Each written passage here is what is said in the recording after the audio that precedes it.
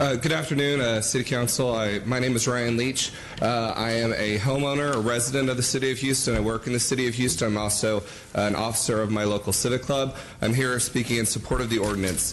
I'm not going to get loud or anything. I do want to share a personal anecdote with you as a member of the GLBT community. I came from working at a relatively conservative school district full of very lovely people. When after the weekends, people would come and we would talk with each other over lunch and stuff like that. Co-workers that I worked with every day, were friends with and everything, would start talking about what they did on their weekend. So they would say, I went with my husband to the beach, I went with my wife to a new restaurant, whatever. Because I'm a lawyer and I'm aware that I am not allowed any of the same protections that other protected classes have that this ordinance would actually grant, I was afraid to share information about my life. I was afraid to share, oh, well, my boyfriend and I actually went to a really great restaurant. And the reason why that may sound like a small thing, but it's a significant thing. Thank you, sir. Your time has expired. Councilmember Gallegos. Hey, go ahead and finish. Is because it was that little precaution that I took that prevented me from having a meaningful friendship, a more meaningful relationship with those coworkers, with those people I worked with and interacted with.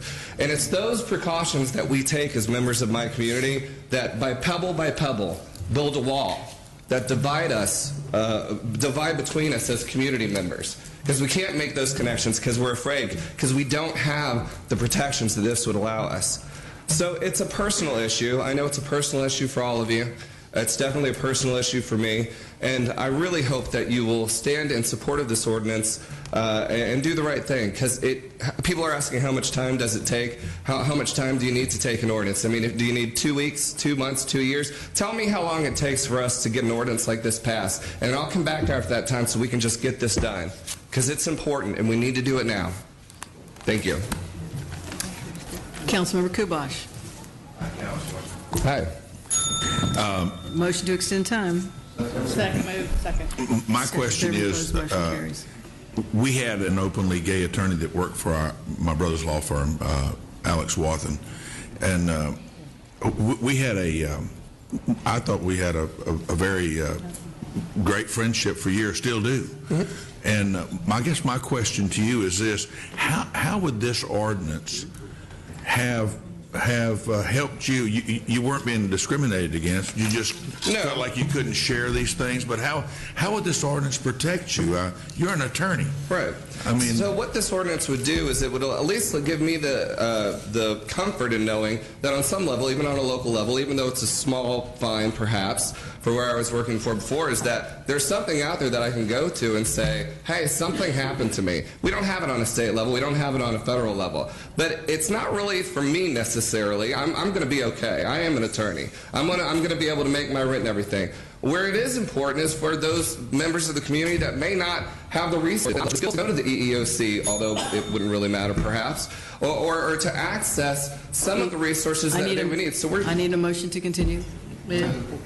Discussion favoring opposed, motion carries. So we're talking about, the transgendered individual that works at McDonald's. This may not allow them to get their job back, but at least it gives the McDonald's, or let's use another restaurant, maybe a privately owned restaurant.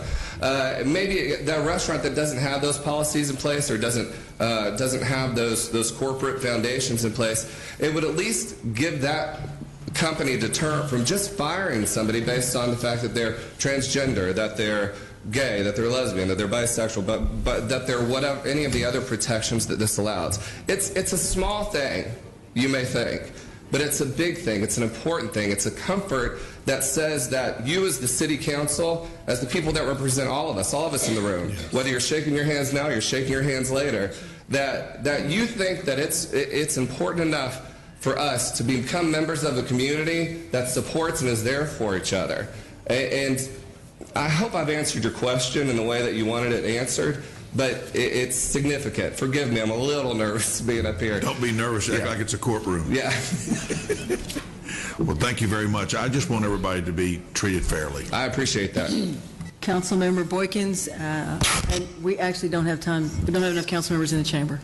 Sorry. Thank you for coming down. Thank y'all.